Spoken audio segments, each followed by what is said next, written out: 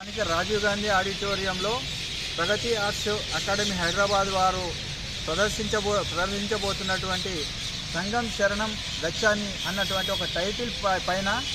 రాజ్యాంగము బాబాసాహెబ్ అంబేద్కర్ యొక్క రచించినటువంటి దాని మీద రాజ్యాంగ ప్రచార ఐక్య వేదికలో మేము భాగంలో ఉన్నాం కాబట్టి ఒక జన విజ్ఞాన వేదిక ఒక ప్రతినిధిగా ఈ యొక్క నాటక ప్రదర్శనను సాహితీ ప్రియులు, హేతువాదులు, ప్రజాస్వామ్యవాదులు అందరూ ఆదరించాలని చెప్పేసి ఈ సందర్భంగా నేను కోరుకుంటూ, ఈనాడు ఎట్లయితే టీవీలల్లో మీడియాలల్లో అనేకము ఆకట్టుకొని ముందుకెళ్తున్నటువంటి ఈ సందర్భంలో ఇట్లాంటి నాటక ప్రదర్శన చేయడం అనేది శుభ పరిణామము. ఎన్ని అడ్డంకులు, ఎన్ని ఇబ్బందులు ఓర్చుకొని కళాకారులు ఆంధ్ర రాష్ట్రము తెలంగాణలో పర్యటిస్తూ మనల్ని దీని మీద అవేర్నెస్ చేయడం అనేది అభినందనీయము. దీనికి మనం శుభాభినందనలు తెలియజేసుకుంటూ ఆర్థికంగా అనేక విధాలుగా వారికి సాయం చేసి ముందుకు నడిచే విధంగా ప్రోత్సహించాలని చెప్పేసి